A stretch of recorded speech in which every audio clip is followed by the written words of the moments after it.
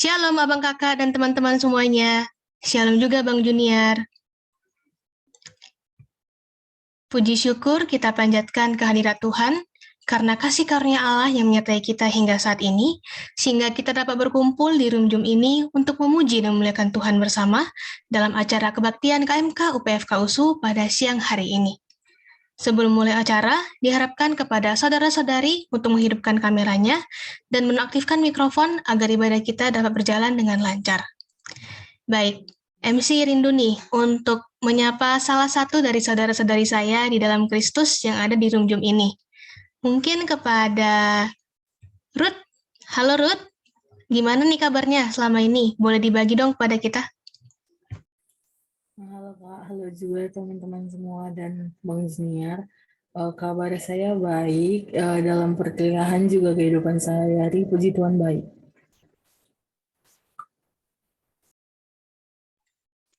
Wah, luar biasa ya.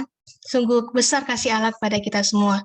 Terima kasih kepada Ruth yang sudah membagikan kondisinya kepada kita pada hari ini. Baiklah, untuk mengawali ibadah kita, marilah kita bersatu teduh sejenak dan mengundang Roh Kudus untuk hadir bersama-sama dengan kita. Saat teduh dimulai.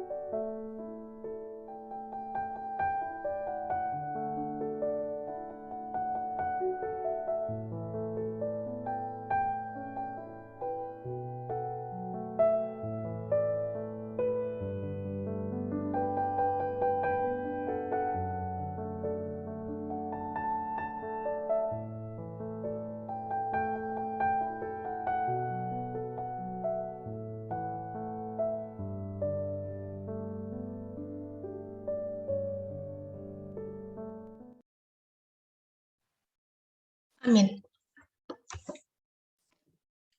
Untuk menambah rasa syukur kita, mari kita nyanyikan lagu pujian Aku Hendak Bersyukur. Dan di akhir lagu, saya mengundang kepada saudara-saudari sekalian untuk masuk dalam doa pembuka.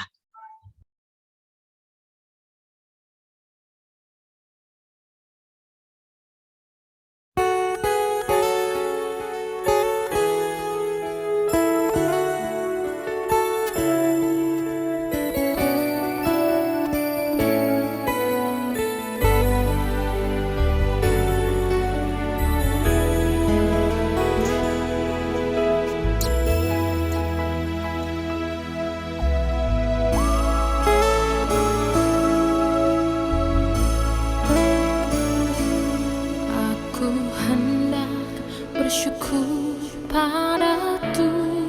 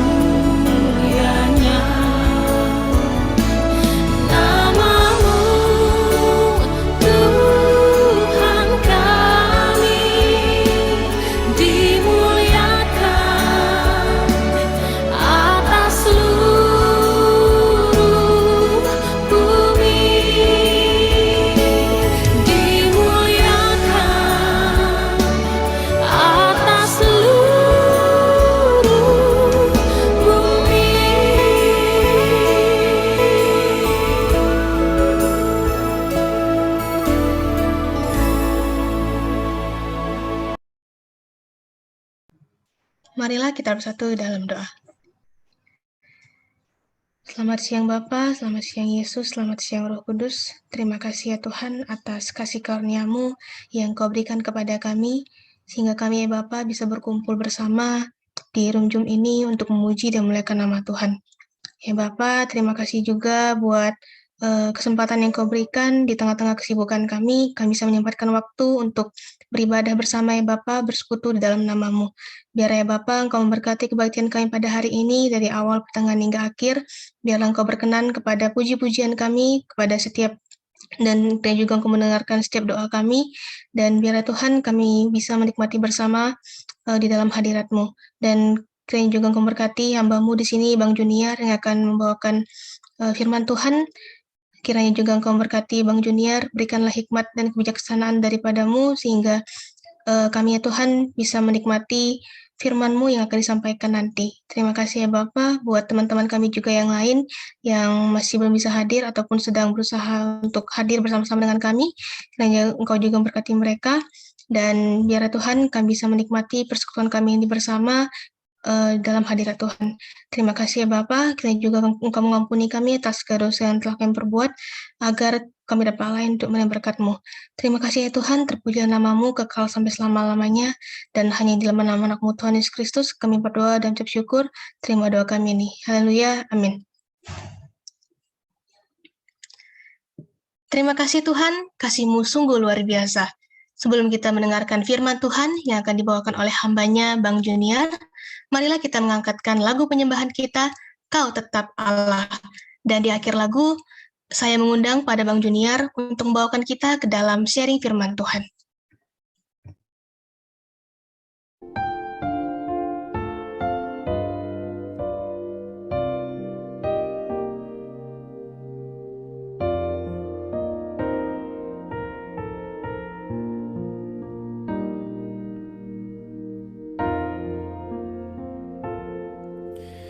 Betapa dahsyat Engkau Tuhan, Pencipta segala yang ada, dulu, sekarang, sampai selamanya. Hanya Engkau Tuhan,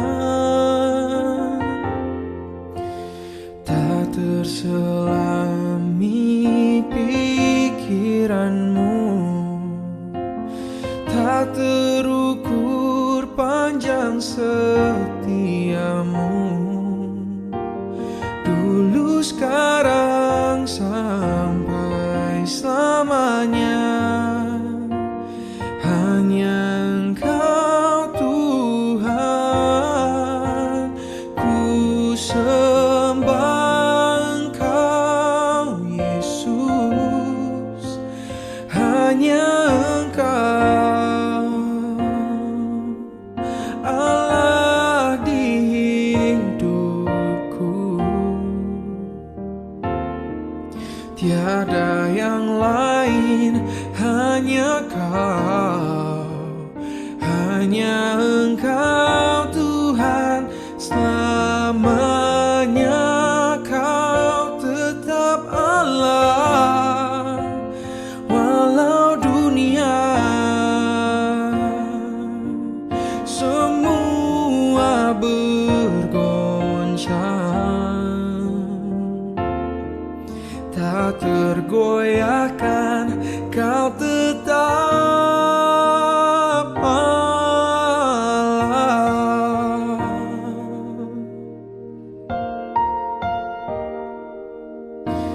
Betapa dahsyat Engkau Tuhan, Pencipta segala yang ada, dulu, sekarang, sampai selamanya.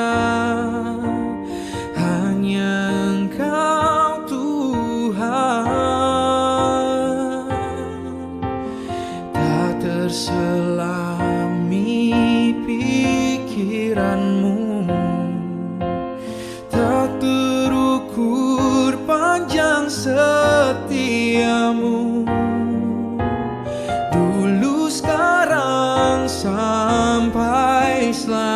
hanya Engkau Tuhan. Ku sembah Engkau Yesus, hanya Engkau Allah di hidupku. Tiada yang lain, hanya Kau, hanya Engkau Tuhan. Selamanya Kau tetap Allah, walau dunia semua bergoncang. Tak tergoyahkan, Kau tetap Allah. Ku sembah Engkau Yesus, hanya Engkau Allah di hidupku. Tiada yang lain, hanya Kau, hanya Engkau Tuhan. Selamanya Kau tetap Allah, walau dunia semua bergoncang. Tak tergoyahkan, Kau tetap Allah.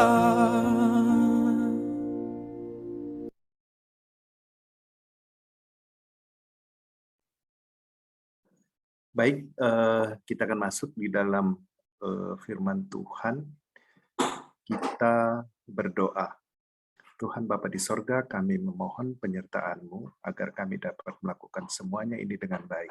Kuasai hati kami, pikiran kami, peralatan yang juga kami gunakan, biarlah Tuhan yang jagai juga agar bisa lancar di dalam pemberitaan ini. Kami mohonkan kepadamu. Dalam Yesus Kristus kami sudah berdoa. Amin. Selamat siang semuanya. Izinkan saya nge-share.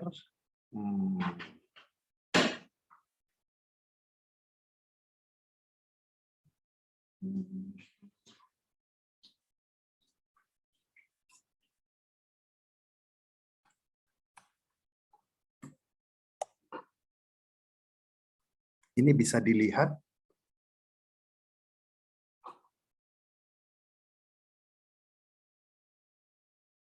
Masih belum, Bang? Ini? Sudah, Bang. Yuk. It's okay not to be okay. Itu ya. Menarik sih ininya. Apa namanya? Temanya. Ya. Saya akan coba singkat untuk membicarakan ini. Jika tertarik, kita akan diskusi. Saya berikan waktu 5-10 menit nanti untuk diskusi di belakang. Baik. It's okay not to be okay. Bagian yang akan kita bahas nanti adalah satu bagian yang sebenarnya sudah sering dibicarakan, yaitu kisah Lazarus, tetapi nanti itu akan menjadi bagian topik yang akan berbentuk di akhir. Teman-teman, adik-adik, kalau kita berbicara mengenai it's okay or not okay, maka pertanyaan pertama pada hari ini adalah, engkau pada hari ini sebenarnya masuk pada bagian atau Anda punya konsep bahwa hidup itu life flows like water. Itu. Artis-artis kita sering sekali ngomong begitu. Kalau ditanya, umpamanya di check and check, dan kemudian mereka bilang, wah kami sih jalan hidup ikut aliran aja seperti air gitu. Rasanya ya orangnya tulus dan kemudian nggak neko-neko gitu ya. Hidup seperti aliran air yang ngalir aja lah gitu. Yang menjadi pertanyaan adalah, benar sih mereka sekarang di puncak, lagi keren-kerennya. Jadi airnya memang mungkin mengalir gitu. Tapi bagaimana kalau dia itu sudah sampai di titik nadir, dasar jurang, mau ngalir kemana lagi? Gitu. Benar? Ada di antara kita yang apa namanya, yang filosofi hidupnya adalah ya mengalir air aja dah gitu. Atau yang hidupnya sekarang ini memang sedang berjalan seperti itu. Tapi ada juga yang kedua adalah life is like a well of a cut. He will keep turning and turning. Sometimes above, sometimes below, till the end of life. Gitu. Ada yang merasa hidupnya seperti itu. Ya, ini orang Batak sering saya dengar begitu ya. Hidup itu seperti roda pedati, ya berputar terus, kadang di atas, kadang di bawah, gitu. Oke, gitu. Sampai akhir hidupnya, kemudian roda itu digantikan dengan roda yang lain. That's all, selesai. Gitu. Hidup seperti roda pedati, mengikuti ritmenya aja, naik turun, kadang lama di bawah, kadang lama di atas, begitu hidup berjalan lagi, nanti roda berputar lagi. Aus, porosnya rusak, kemudian diganti, selesai. Gitu. Hidup terus berjalan, tapi roda itu udah berhenti.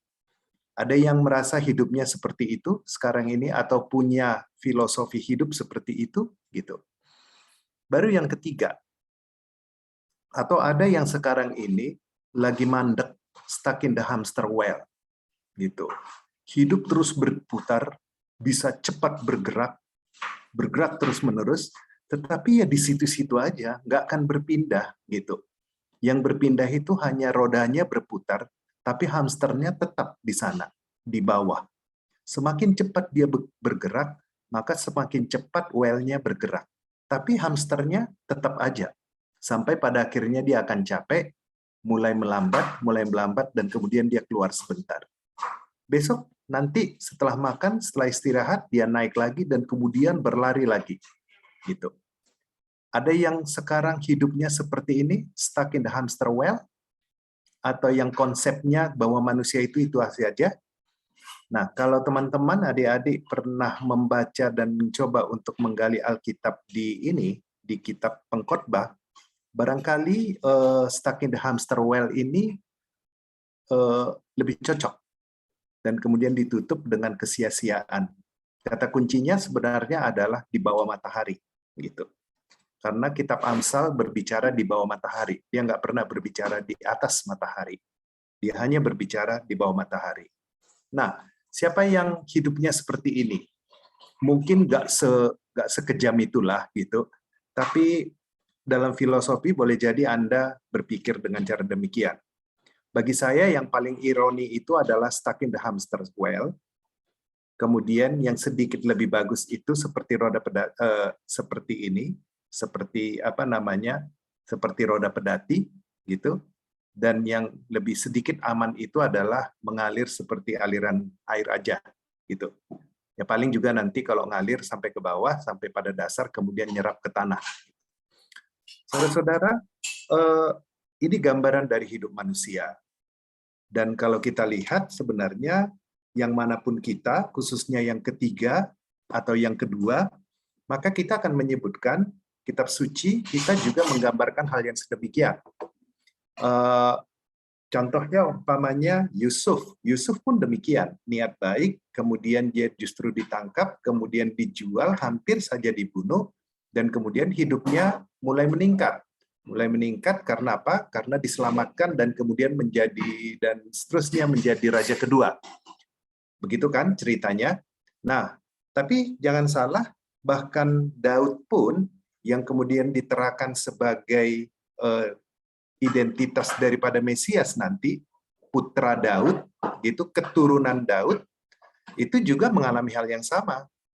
Waktu dia sudah dipilih, sudah diurapi, tidak otomatis dia menjadi raja, dia akan mengalami goncangan dan seterusnya. Setelah selesai, dia menjadi raja, hidupnya udah aman? Enggak juga. Kemudian dia berperang melawan siapa? Anaknya, Absalom, dan seterusnya, sampai kita nggak tahu, beberapa tafsir mengatakan bahwa sebenarnya dia dibohongi juga mengenai pengangkatan Salomo. Life is like a well of a cup. atau stuck in the hamster wheel. Saudara, jadi ini bukan kejadian sekarang. Kejadian lama di dalam kitab suci menyatakan hal-hal yang sama seperti itu. Nah, kalau begitu bagaimana sikap kita? Saudara, kita akan masuk. Yang pertama, yang menjadi diskusi kita adalah bukan soal apakah hidup kita akan seperti itu atau tidak. Memang hidup manusia akan seperti itu. Tokoh-tokoh Alkitab mengalaminya. Gitu. Yang menjadi diskusinya adalah bagaimana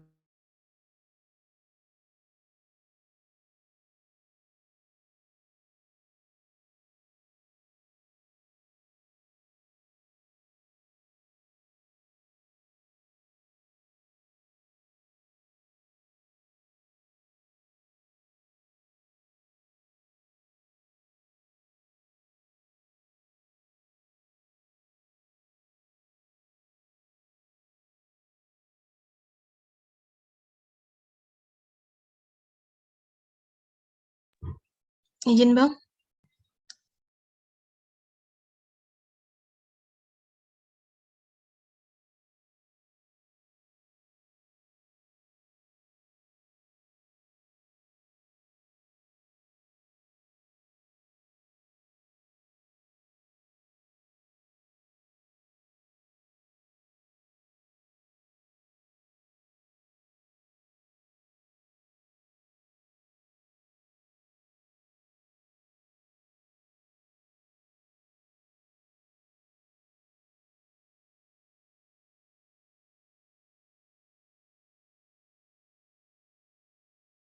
Izin sebentar ya kakak, abang juga teman-teman.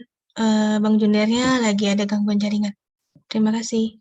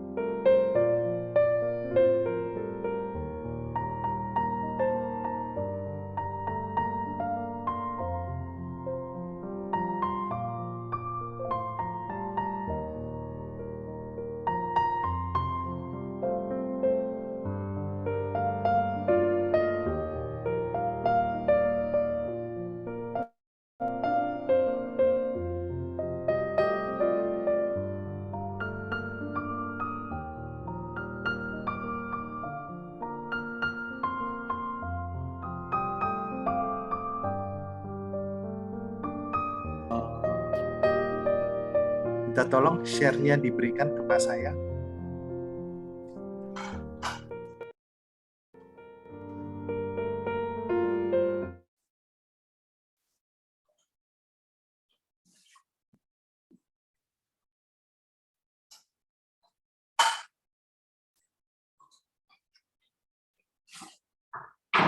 Ya, oke, saya lanjut lagi, mohon maaf. Sudah bisa kelihatan? Sudah kelihatan, Bang? Yuk. Nah, jadi bukan soal apakah manusia itu manusia itu akan mengalami masalah ini atau tidak, tetapi yang menjadi diskusinya adalah bagaimana sikap manusia terhadap kejadian yang ada, gitu. Saudara, yang pertama yang akan kita bicarakan itu adalah potensi manusia. Waktu manusia dicipta oleh Tuhan, maka apa yang terjadi? Bahwa Tuhan memberikan potensi yang besar kepada manusia. Tuhan menciptakan potensi yang besar kepada manusia. Maka, siapa yang pernah mengenal yang namanya mind mapping? Mind mapping itu dibangun oleh Buzan. Saya hanya coba untuk menggambarkan di sini bahwa tidak ada batas sedemikian rupa di dalam pikiran manusia sejauh mana dia mampu untuk melakukan. Dia bisa berpikir dan mengambil suatu penyelesaian masalah dalam berbagai cara. Karena apa? Karena memang pikiran manusia itu sedemikian rupa dibangun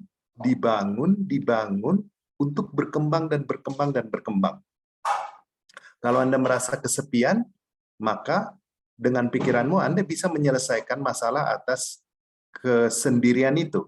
Kalau Anda nggak punya uang pun, pikiran bisa membuat kreasi bagaimana Anda menyelesaikan ketidakmilikan uang itu, dan seterusnya, dan seterusnya. Nah, saya gambarkan di sini bahwa manusia punya potensi yang luar biasa sebenarnya untuk menyelesaikan masalahnya. Saya tidak sedang berbicara bahwa kita sementara ini berbicara tentang ada Tuhan yang mengasihi. Enggak, gitu. Manusia memang diberikan sedemikian rupa potensi untuk menyelesaikan masalah pada dirinya. Gitu. Kesedihannya, kekurangannya, hambatannya, manusia saya akan coba untuk kebaikan dengan mengatakan bahwa ciptanya memberikan itu, gitu. Potensi manusia.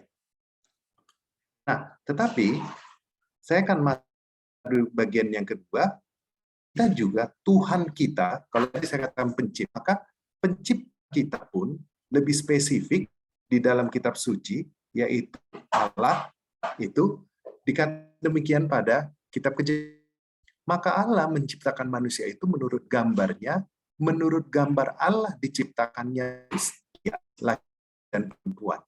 Teman, kalau ini kita lihat, maka kita akan masuk dalam pemikiran.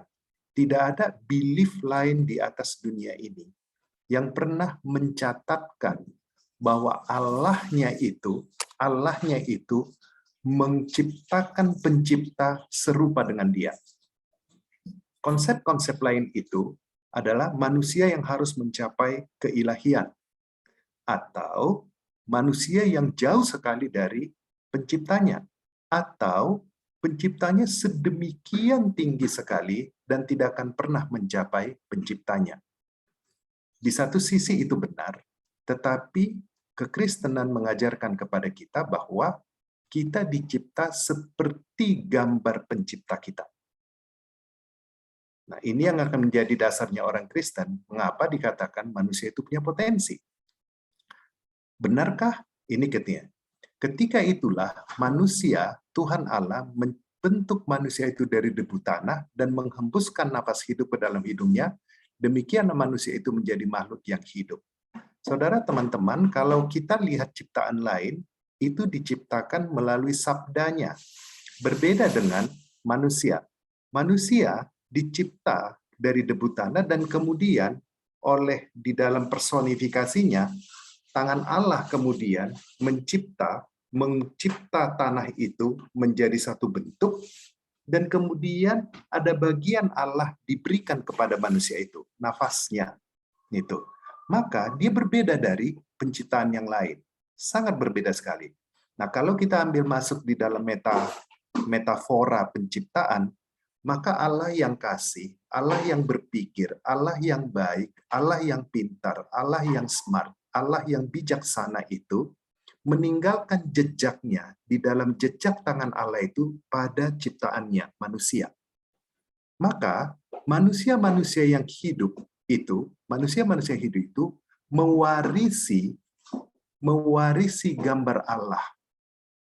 Kebaikannya, kejujurannya, kasihnya, bijaksananya, dan seterusnya di dalam Allah. Pertimbangan keadilannya. Memang kemudian rusak di Taman Eden. Tetapi kerusakan yang dilakukan di Taman Eden tidak menghilangkan rupa Allah di dalam diri manusia.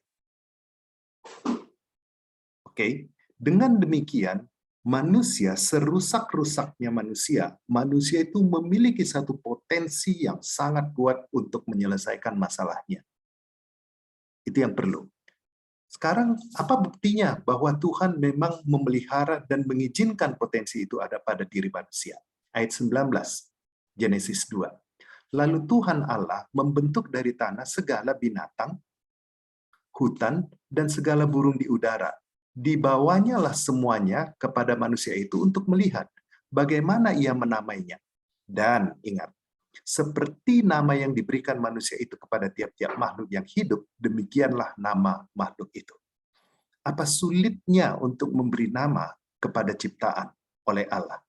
Tetapi Allah meyakinkan dirinya dan diri manusia itu bahwa manusia itu memiliki kapasitas yang tinggi. Seperti nama yang diberikan manusia itu kepada tiap-tiap makhluk yang hidup, demikian nanti nama makhluk itu. Ini bukan soal nama, gitu. Anda harus memikirkan bahwa ini adalah satu gambaran yang diberikan oleh Allah untuk menghargai ciptaannya. Beratus-ratus dan beribu-ribu tahun kemudian, kemudian manusia itu kembali lagi melakukan apa? Klasifikasi tumbuhan dan hewan. Decoding dia sedemikian rupa. Jadi nama ini, walaupun konteksnya pada saat itu dia sedang mencari teman kan, maka supaya nanti dia tidak berulang-ulang, kira-kira kisahnya begitu, tidak berulang-ulang binatang yang datang itu, maka dia udah sebut, oh ini kodenya, kalau virus sekarang H5N2 gitu. Nah dulu kan nggak begitu cara codingnya, oh ini zerafa, itulah dalam bahasa Ibraninya tentunya ya. Oh ini ayam, oh ini kucing, oh ini gitu. Begitu datang yang sejenis lagi, maka Adam mengatakan, oh udah ini tadi udah, ini kucing namanya, kira-kira gitu. Itu pemberian nama sebenarnya, identitas. Jadi Allah sedemikian rupa di pertama kali penciptaan itu, Allah sudah memberikan dan menghargai, menghormati potensi yang Tuhan sudah berikan kepadanya. Nah, saudara, kalau Tuhan saja tidak pernah meragukan potensi manusia yang diciptanya itu, maka saya akan mengatakan pada hari ini, teman-teman di Fakultas Kedokteran, Anda tidak perlu meragukan kemampuanmu untuk menyelesaikan masalah di kampusmu. Betul memang, not to be okay, everything not to be okay. Tapi itu okay, karena apa? Karena Anda adalah manusia, ciptaan Allah yang diberikan potensi oleh Allah, dan Allah sendiri tidak pernah meragukan potensi yang ada padamu yang diberikan olehnya. Sampai di sini jelas ya, gitu. Jadi tidak semua masalah harus menjadi masalah dengan kita. Kenapa? Karena dengan kita sendiri kita bisa. Karena apa? Karena Tuhan yang kita sembah Sang Pencipta itu memberikan potensi itu pada kita. Kita akan lanjut. Bagian ini kemudian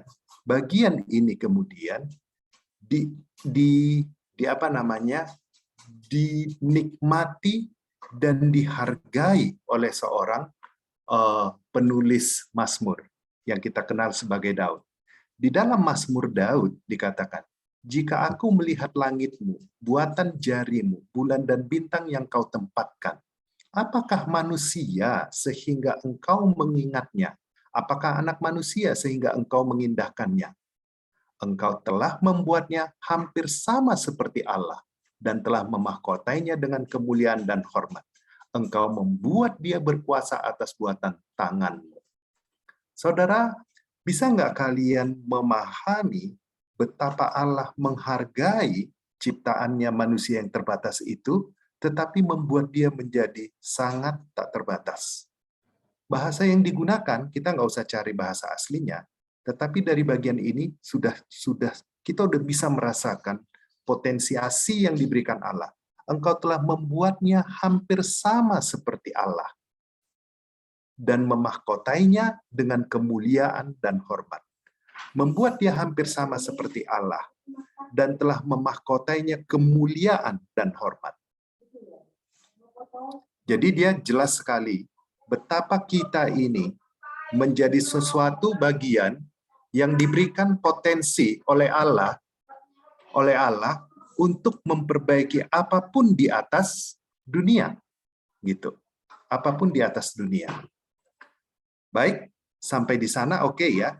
Jadi saya berharap bahwa memahami ini, apapun yang akan terjadi permasalahan, maka kita bisa menyelesaikannya, gitu. Nah, tetapi cukupkah? Mari kita akan lanjut. Kita sekarang akan melihat Tuhan yang memelihara. Kalau tadi adalah faktor langsung tentang manusia yang memang dianugerahi oleh Allah, sekarang saya akan menggalinya lebih dekat lagi kepada Allah, yaitu Tuhan yang memelihara. Tuhan yang memelihara yang bagaimana? Dikatakan sedemikian rupa.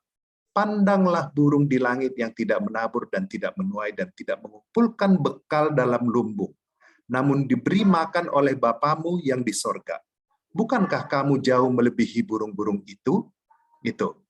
Saudara, apa yang mau disampaikan? Di sini sebenarnya nanti kan ayatnya berdekatan ini.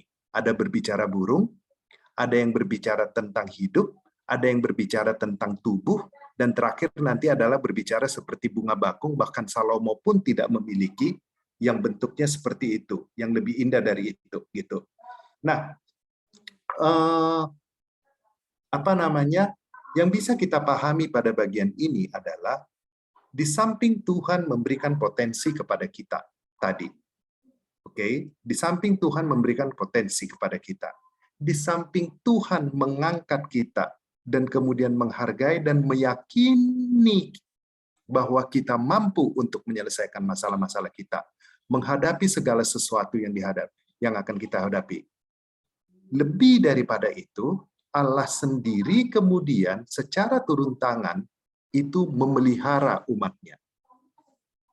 Apa pandangan pertama yang terjadi pada saat itu? 40 tahun orang Israel berjalan-jalan tanpa menanam, tanpa berburu, mereka mendapatkan makanan yang layak. Kasut pada kakinya tidak pernah rusak, dan pakaian pada pakaian tidaklah menjadi hancur.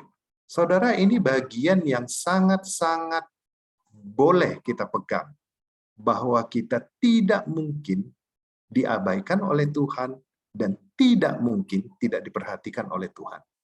Siapakah di antara kamu yang karena kekhawatirannya dapat menambah sehasta saja pada jalan hidupnya? Nggak ada. Oke, kita sudah menggali pada bagian 3 bagian. Tadi karena Tuhan yang memberikan potensi, sekarang Tuhan yang langsung memelihara. Nah, pada bagian berikutnya, baru kita akan masuk kepada pembacaan ini. Silakan kita buka dulu dari Yohanes 11. Yohanes 11. Oke ya. Ayatnya yang pertama sampai ayat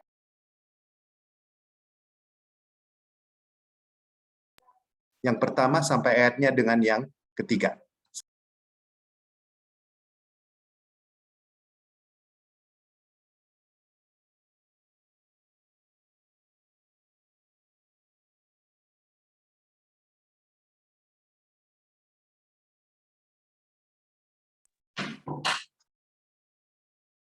Oke ya. Nah, kalau kita baca dari Yohanes 11 itu, maka kita akan menemukan seperti ini. Tentu ini bagian yang udah sering kita baca ya. Udah seringlah kita gali menurut saya. Ada seorang yang sedang sakit namanya Lazarus, tinggal di Betania, kampungnya Maria dan adiknya Marta. Maria ialah perempuan yang pernah meminyaki kaki Tuhan dengan minyak mur dan menyekanya dengan rambutnya, dan Lazarus yang sakit itu adalah saudaranya. Kedua perempuan itu mengirimkan kabar kepada Yesus, Tuhan, dia yang engkau kasihi sakit. Saudara, kita akan masuk pada bagian ini. Kalau tadi kita berbicara tentang potensi yang Tuhan berikan, berikutnya Tuhan yang memelihara, gitu. Nah, sekarang kita masuk kepada Tuhan yang dekat dengan kita, gitu. Nah, saya akan mencoba untuk melihat bagian ini tidak seperti penggalian-penggalian yang selama ini kita bicarakan di dalam bicara tentang Lazarus. Bukan itu, tapi kita akan mengambil sisi induktifnya dari tema yang akan kita ambil. Saudara, kalau tadi kita di depan sudah berbicara mengenai bagaimana kita menyelesaikan masalah, nah pada bagian ini diceritakan di awal bahwa hidup Maria dan Marta itu tidak baik-baik saja. Mereka menghadapi satu masalah, dan masalah itu adalah soal kesehatan, sakit. Gitu. Mereka bertiga, kakak beradik, dan yang menderita sakit itu adalah adiknya, Lazarus. Ya, Lazarus sakit. Mungkin kalau kita boleh menafsir karena memang tidak ada data untuk itu, maka kita mengatakan bahwa Lazarus ini boleh jadi sedemikian sakitnya, sudah diupayakan untuk sembuh, gitu, tetapi tidak juga, dan akhirnya apa yang terjadi? Kedua perempuan itu mengirim kabar kepada Yesus, Tuhan, dia yang engkau kasihi sakit. Pada akhirnya mereka datang kepada Tuhan dan mengatakan, tolong adik kami sakit.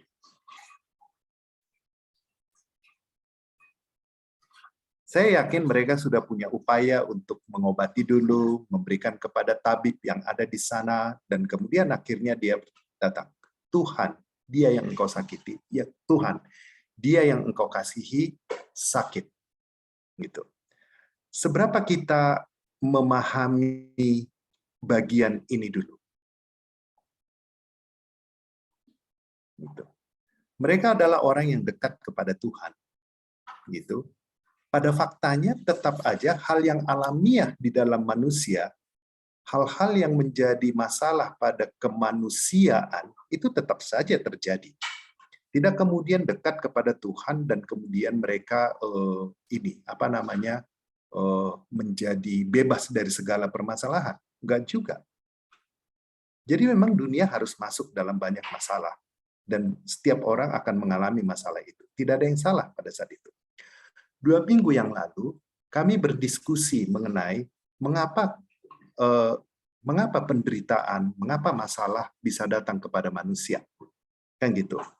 Maka dikatakan ada seorang yang meninggalkan imannya oleh karena kekristenan tidak bisa menjawabnya katanya, dan dia mendapat jawaban karena itu adalah karma, gitu, tabur tuai, gitu.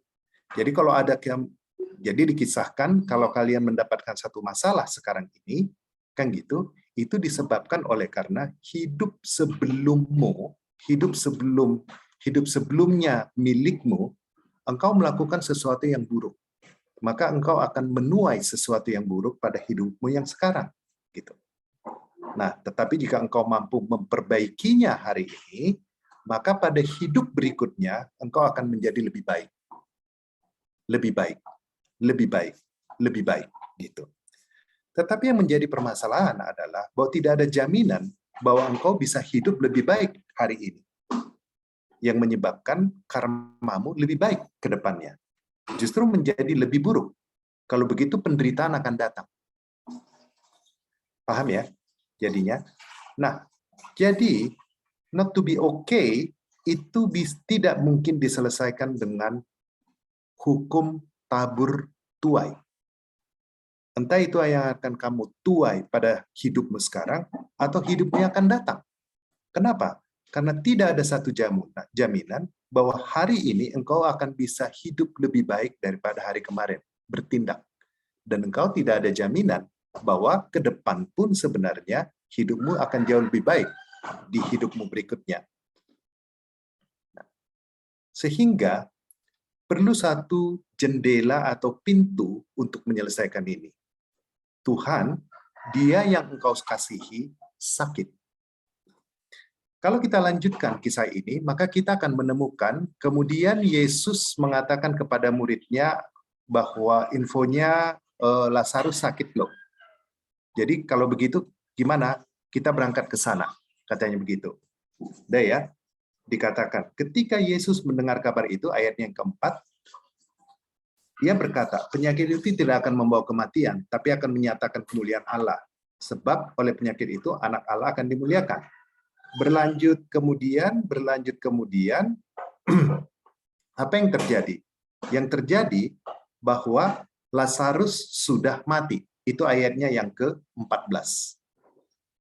Karena itu Yesus berkata, tapi maksud Yesus ialah tertidur dalam arti mati. Sedang sangka mereka, Yesus berkata tentang tertidur dalam arti biasa. Baru Lazarus sudah mati. Lazarus sudah mati. Nah, yang menjadi menarik adalah saya mau coba mengajak kalian untuk mulai memahami, mendalami apa yang menjadi reaksi hati dari Maria dan Marta. Di ayat yang ke-17, jadi dia ini mati, sudah mati kan? Udah, di ayat yang ke-17, karena mereka udah berangkat, sudah akhirnya Yesus berangkat juga ke sana. Di ayat yang ke-17 dikatakan, maka ketika Yesus tiba, didapatinya Lazarus telah 4 hari berbaring di dalam kubur. Betania terletak dekat Yerusalem kira-kira 2 mil. Berarti kira-kira berapa kilometer sebenarnya? 1,5, 1,6, atau 2 dikali 2. 2 kali 2 kilometer. 4 kilometernya. Itu artinya jarak tempuh yang hanya 1 jam perjalanan. Yesus nggak datang, 1 jam perjalanan. Gitu. Dan dia sudah terkubur 4 hari. Di dalam tradisi Keyahudian, kalau orang hidup lagi 3 hari di dalam masa 3 hari, mereka mengatakan itu bukan mati. Tapi kalau udah lewat dari 3 hari, dia udah benar-benar mati. Ingat waktu ahli-ahli Taurat, orang-orang Farisi datang kepada Pilatus atau Herodes, saya lupa, yang minta supaya kuburan Yesus itu dijaga. Karena dikatakan dia akan bangkit setelah 3 hari. Artinya dia betul-betul bangkit dari kematian. Ini dia sudah mati 4 hari. Bayangkan apa yang akan menjadi pertimbangan hati dari Maria dan Marta. Maria, Marta, Yesus itu dekat banget. Jarak tempuhnya itu hanya 1 jam perjalanan biasa saja. Tetapi itu pun Yesus tidak bisa lakukan. Dan akhirnya adiknya mati. Bisa nggak kita katakan everything is okay? Gitu. Di mana yang namanya persahabatan? Di mana yang namanya bahwa Tuhan yang Maha Bisa itu hanya untuk jalan 4 kilometer menyediakan waktu, itu pun tidak bisa. Akhirnya orang yang dikasihinya mati. Not okay. Absolutely not okay. Gitu. Tidak hanya okay di dalam kematian, juga tidak okay di dalam persahabatan. Tadi di depan sudah dikatakan bahwa Maria pernah mengurapi Yesus, gitu.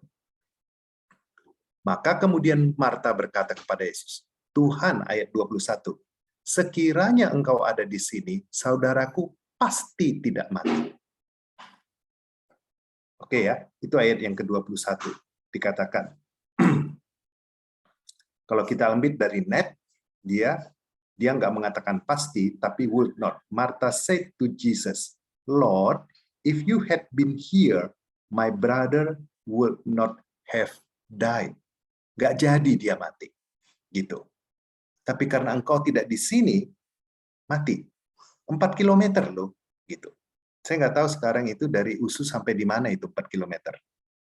Dari simpang kampus kali ya, kalau jalan lewat pasar sore gitu, jalan sekitar 4 kilometer kali ya.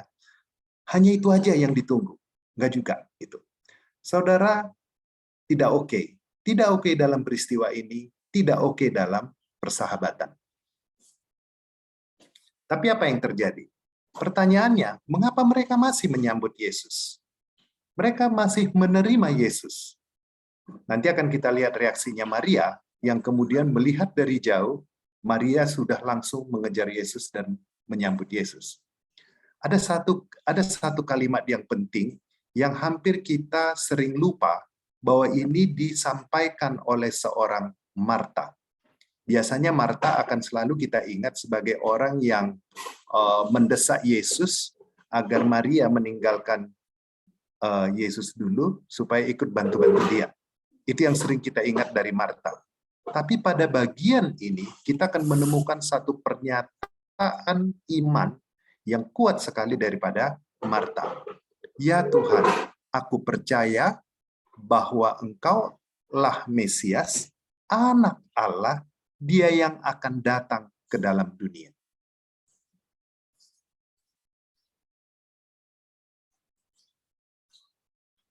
Kuat ya, itu. Ya Tuhan, Adonai, aku percaya itu bahwa Engkaulah Mesias, Anak Allah, Dia yang akan datang ke dalam dunia. Pernyataan penting ini menjadi pernyataan yang membuat mereka tetap datang dan melapor kepada Yesus. Oke ya, ini ceritanya. Mereka datang kepada Yesus.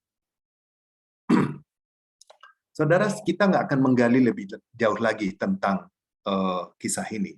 Tetapi di pendek ceritanya, kemudian Maria datang, dan kemudian Yesus meminta supaya ditunjukkan di mana dia. Tapi Tuhan bahwa dia sudah di sana, kan gitu ya. Tapi dia sudah di sana, dan nggak mungkin dia bangkit lagi. Tapi ayat 34 dikatakan, di manakah dia kamu baringkan? Gitu. Maka katakan mereka, Tuhan, marilah dan lihatlah. Selanjutnya, kemudian angkat batu itu, dan kemudian Lazarus bangkit, dan seterusnya, dan seterusnya. Saudara, kita tidak akan menggali bagian itu, kita akan menggali bagian di mana iman yang hidup yang ada pada Marta, yang dalam statement Marta lah, yang menyebabkan mereka datang kepada Yesus. Itu kisahnya sebenarnya. Hidup oke, nggak oke, gitu. Apakah mereka melakukannya? Saya yakin dalam tafsir bebas, mereka mencoba untuk mengobati Lazarus, tapi Lazarus tidak juga sembuh, maka mereka datang kepada Yesus dan minta tolong kepada Yesus. Yesus datang.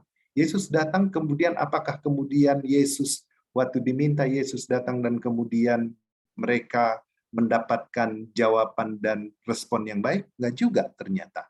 Gitu. Tetapi pada akhirnya kita akan menemukan happy endingnya, di mana Yesus kemudian membangkitkan Lazarus, dan Lazarus hidup, dan mereka bertemu bertiga lagi, dan Yesus kemudian ada dua kemungkinan, orang makin benci dan orang lebih percaya. Itu bagiannya, saudara. Nah, apa yang menjadi refleksi kita? Gitu. Kalau kita lihat dari Ibrani 4:15 pada 16, gitu, di kutipan di sana dikatakan, sebab imam besar yang kita punya bukanlah imam besar yang tidak dapat turut merasakan kelemahan-kelemahan kita. Sebaliknya, sama dengan kita, ia telah dicobai. Hanya nggak berdosa.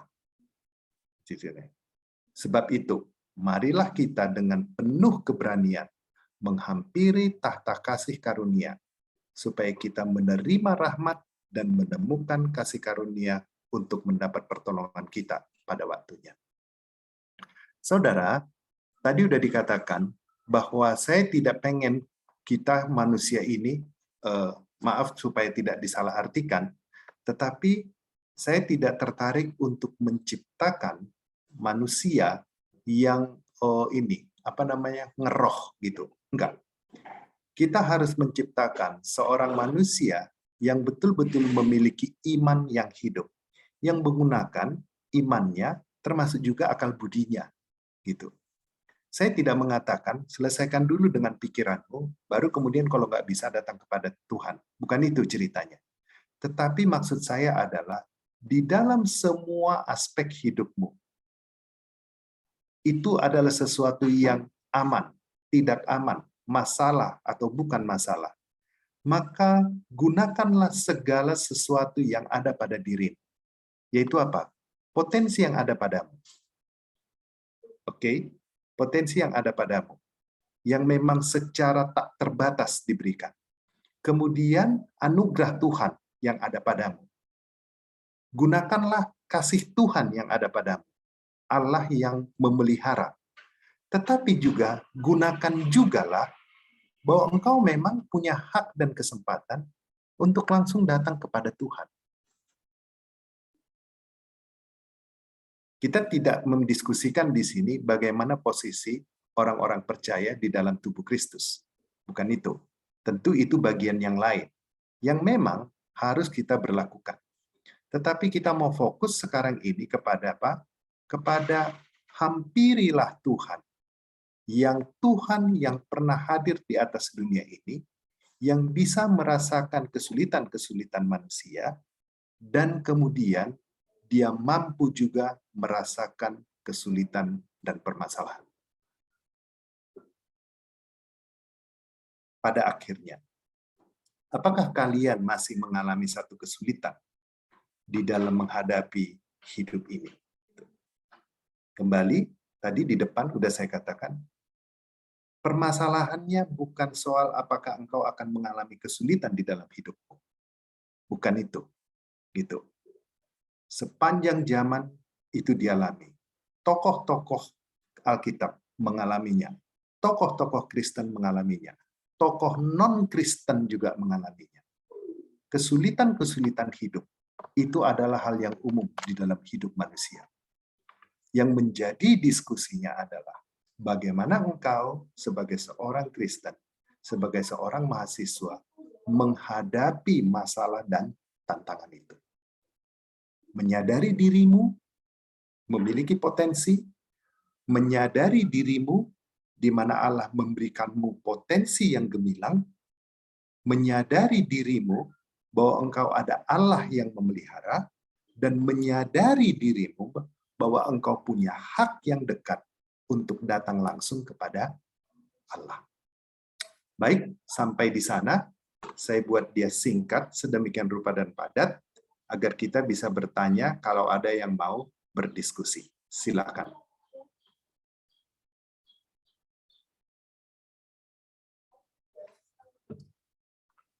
Ada?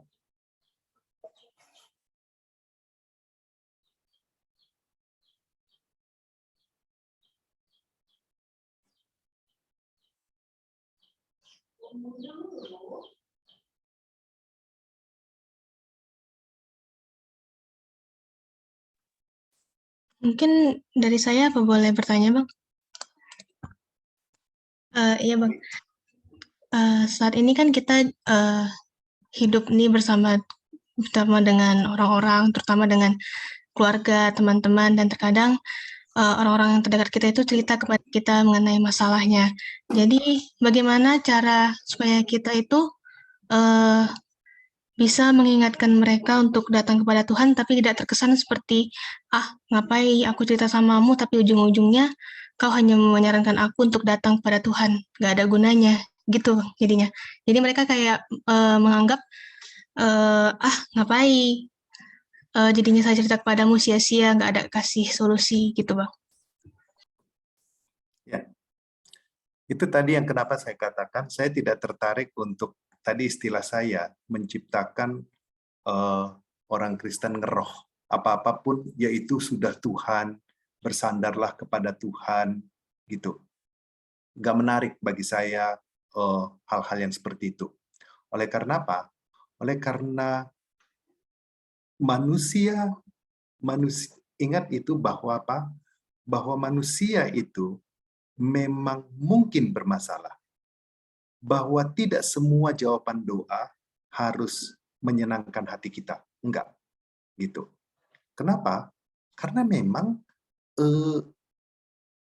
Tuhan, jadi begini ceritanya.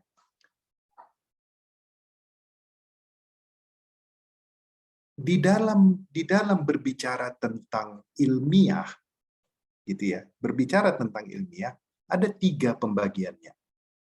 Yang pertama adalah tidak ilmiah. Yang kedua ilmiah. Atau sering orang bilang, masuk akal, nggak masuk akal. Benar ya? Tetapi ada bagian yang ketiga yang sering sekali orang tidak pahami. Lupa kita gitu. Adalah tidak tahu. Satu contoh, kita anak kedokteran ini. Kita sudah selesai di dalam menyelesaikan pemikiran mengenai sel. Inti sel gitu. Dianggap udah selesai karena selama ini energi dilakukan gitu. Yang menjadi pertanyaan adalah bagaimana hidup, apa arti hidup? Dan hidup itu arahnya di mitokondrion. Gitu. Kita udah mengetahui itu. Tapi lebih banyak lagi yang belum kita ketahui tentang tubuh manusia. Kita udah mengetahui ada galaksi. Sudah ada sekian galaksi yang kita ketahui. Luasannya tata surya pun kita sudah katakan sekian. Tetapi pertanyaannya, seberapa besar kita mengetahui tata surya? Jadi, artinya, masuk akal, tidak masuk akal. Dunia hanya tidak dibagi hanya pada dua itu. Tapi ada satu lagi, dan itu yang paling besar, yaitu belum tahu kita. Kita seolah-olah udah mengerjakannya dengan baik. Tapi kita belum tahu, ternyata banyak algoritma dan logik yang belum kita pahami. Dan kalau algoritma yang kita bangun itu tidak menyelesaikan masalah, maka kita merasa bahwa Tuhan meninggalkan kita. Enggak. Paham ya maksud saya ya, yang seperti itu. Dulu orang merasa bahwa sesuatu itu menjadi mistis. Contohnya, umpamanya, kalau terjadi inkompatibilitas pada ibu yang melahirkan, gitu, anaknya, gitu. Dikatakan dulu itu oleh karena gangguan setan dan segala macam. Sekarang kita udah tahu itu soal resus. Sekarang itu, dan masih banyak lagi yang belum kita ketahui. Seolah-olah kita udah mengerjakannya dengan baik. Tetapi ada algoritma yang mengatur itu yang kita belum tahu. Dan kita menyalahkan Tuhan karena itu. Maka, kalau ada permasalahan dan penderitaan, yang mungkin kita lakukan adalah menghiburnya. Kan gitu. Dan mensupport dia, memberi dia supporting untuk bisa menyelesaikan masalahnya. Tetapi ingatkan juga bahwa ada celah lain yang harus diingatkan kepadanya. Menyerahkannya kepada Tuhan. Gitu. Dan kemudian kita nggak perlu, bagi saya, lihatlah di mana kita tepat untuk mengatakan bahwa nanti akan ada sesuatu yang indah yang datang dari Tuhan. Apa yang dimaksud dengan indah di sana? Tuhan sedang bekerja merenda dan Tuhan sedang merencanakan sesuatu yang indah gitu. Tunggu dulu gitu. Bahwa kita belum tentu itu yang akan terjadi. Karena indah di mata kita tidak otomatis indah di mata Tuhan. Bukan karena itu tidak indah. Kembali lagi, saya akan mengatakan ada kerahasiaan yang belum kita mengerti sehingga kita untuk tidak terlalu mudah ngeroh gitu loh ya istilahnya. Jangan terlalu ngeroh untuk mengatakan bahwa kita sedang menantikan sesuatu yang indah yang kita tidak mengerti. Ya udah nggak ngerti, selesai gitu. Dan biarlah kita bersandar kepada Tuhan untuk itu dan tidak untuk terlalu berani menghibur bahwa ada sesuatu yang indah. Saya sementara mengatakan begitu.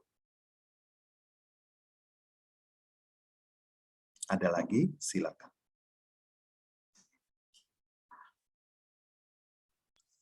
Sebelumnya terima kasih Bang. Mungkin kepada teman-teman kakak abang yang lain, jika ada pertanyaan boleh langsung ditanyakan kepada Bang Junior.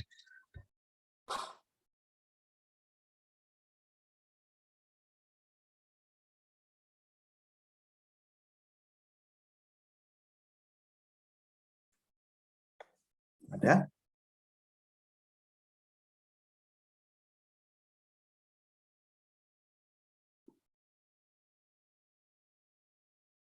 Izin Bang, mungkin juga karena keterbatasan waktu, mungkin tidak ada lagi Bang. Baik, kalau tidak ada lagi, saya akan mengulanginya kembali bahwa penderitaan, permasalahan, kesulitan hidup itu adalah yang umum terjadi pada semua manusia. Bukan itu permasalahannya. Kalaupun kita harus menggali mengapa dan mengapa, tidak otomatis kita bisa akan menyelesaikannya. Menjadi lebih penting untuk melihat apa yang akan menjadi kita lakukan di dalam bagian ini. Apakah kita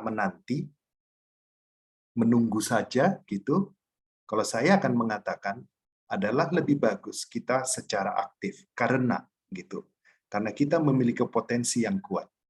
Yang kedua, memang Tuhan memang menganugerahkan potensi itu. Dan dia memberikan kegemilangan pada manusia. Bahkan kita diberikan suatu potensi yang tak terhingga sebenarnya. Sampai sekarang nggak ada orang yang tahu batasinya. Tetapi juga ingat yang ketiga, bahwa kita memiliki Tuhan yang betul-betul face to face di dalam memelihara kita. Digambarkan tadi bahwa kita ini bahwa burung pun dipelihara dan kemudian bunga dan seterusnya. Kita dipelihara langsung. Tetapi yang menjadi penting lagi yang terakhir itu adalah bahwa Tuhan bersedia mendengar kita Dan kita memiliki Tuhan yang memang mampu untuk merasakan penderitaan yang kita hadapi. Untuk itu, kita memang harus terbuka untuk datang kepadanya dan memanggilnya. Tadi Marta mengatakan, orang yang engkau kasihi sakit. Datang kepada Tuhan dan sampaikan semuanya kepada Tuhan. Kiranya memberikan pencerahan, dan pencerahan datang dari Roh Kudus. Terima kasih.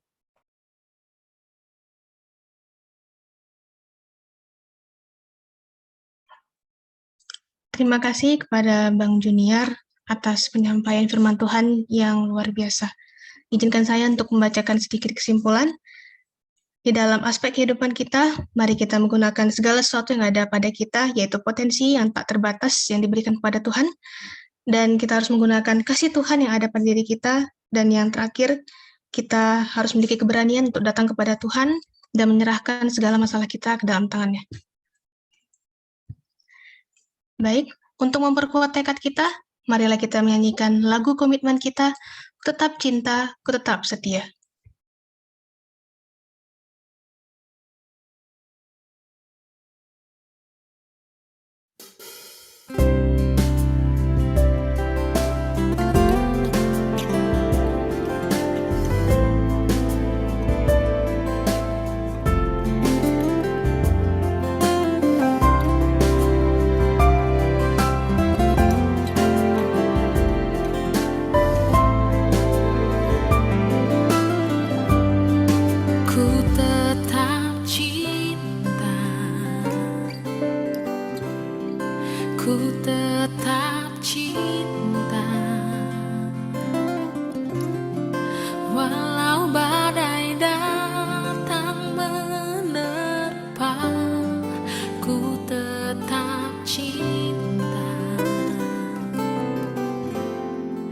Ku tetap setia, ku tetap setia, walau topan datang menerpa, ku tetap setia. Terlalu banyak yang Tuhan telah beri, takkan mungkin ku balas dari apa yang ku miliki. Ku persembahkan seluruh hidupku, dan ku tetap cinta, biar ku tetap setia untuk selama-lamanya.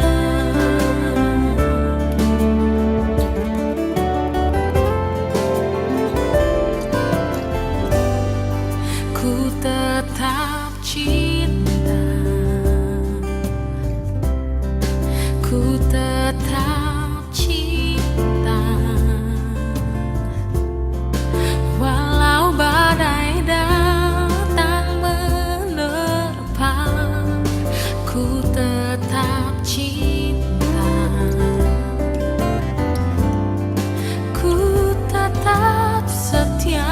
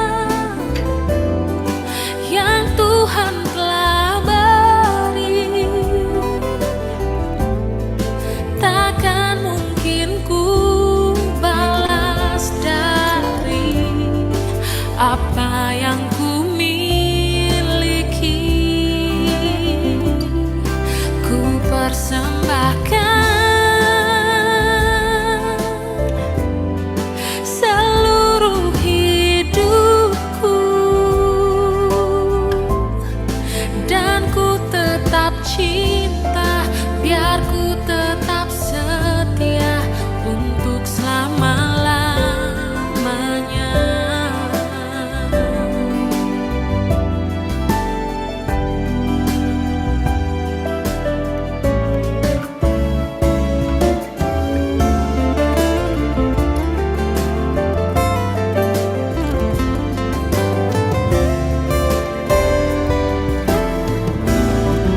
Terlalu banyak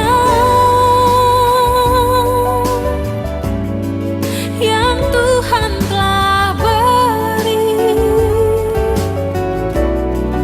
takkan mungkin ku balas dari apa yang ku miliki. Ku persembahkan seluruh hidupku, dan ku tetap cinta, biar ku tetap setia untuk selama-lamanya. Dan ku tetap cinta, biar ku tetap setia untuk selama-lamanya. Dan ku tetap cinta, biar ku tetap setia untuk selama-lamanya.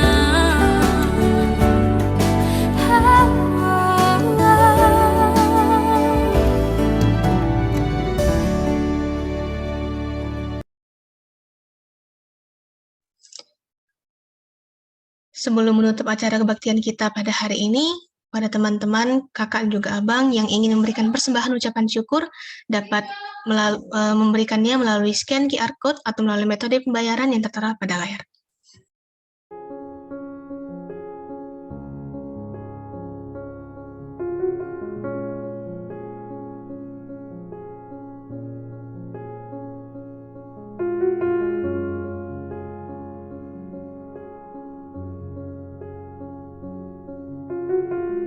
Ingatkan kepada kakak abang dan juga teman-teman untuk mengisi link absen dan juga angket yang telah disediakan pada kolom chat Zoom. Terima kasih.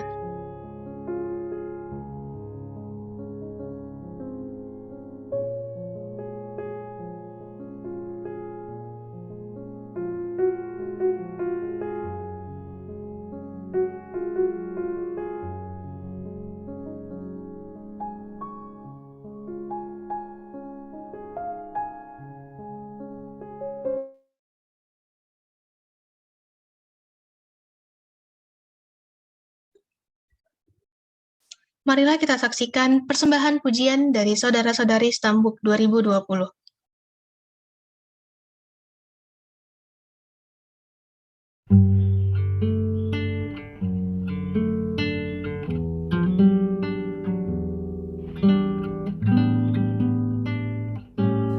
Kau Tuhan penolong dalam hidupku, ku percaya hanya kepadamu.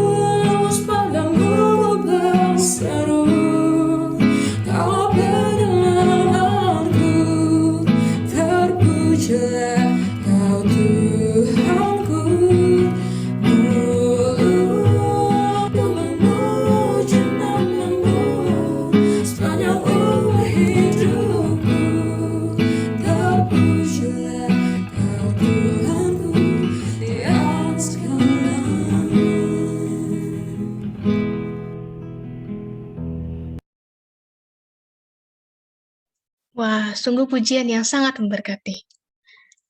Baiklah, untuk menutup kebaktian kita pada hari ini, saya mengundang kepada Bang Junior untuk menutup kita di dalam doa penutup. Mari kita berdoa.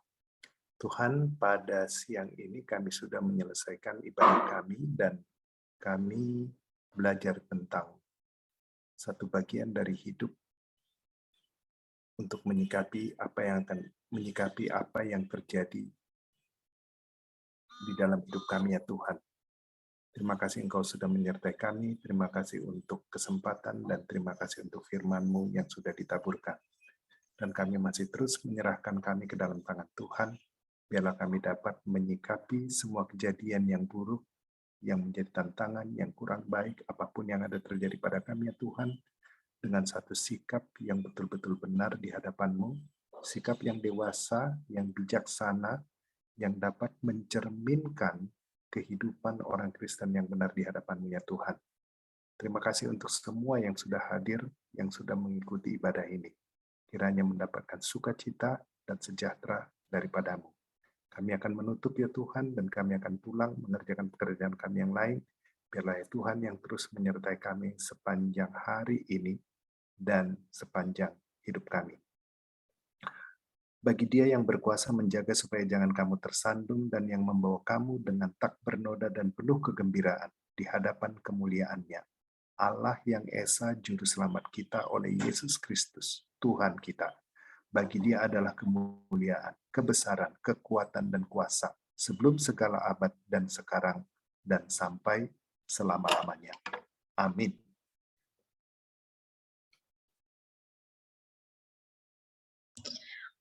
Puji Tuhan, acara ibadah kita telah selesai. Sebelum meninggalkan room Zoom ini, saya mengundang kepada kita semua untuk mengadakan sesi dokumentasi. Kepada penanggung jawab dokumentasi, saya persilakan. Baik, izin abang kakak dan juga teman-teman sekalian, izinkan saya mengambil gambar ya dalam perhitungan ketiga. Di sini ada 2 slide. Baik, untuk slide pertama. 1, 2, 3. Baik, sekali lagi. 1, 2, 3. Untuk slide kedua. 1, 2, 3.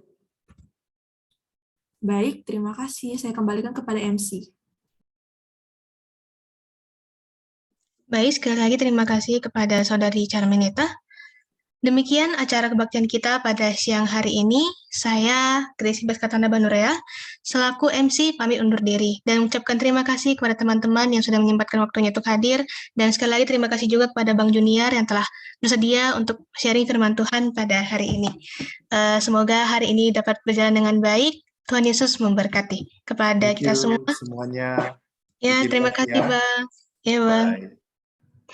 Baik, kepada partisipan sudah boleh meninggalkan room Zoom-nya ya. Shalom.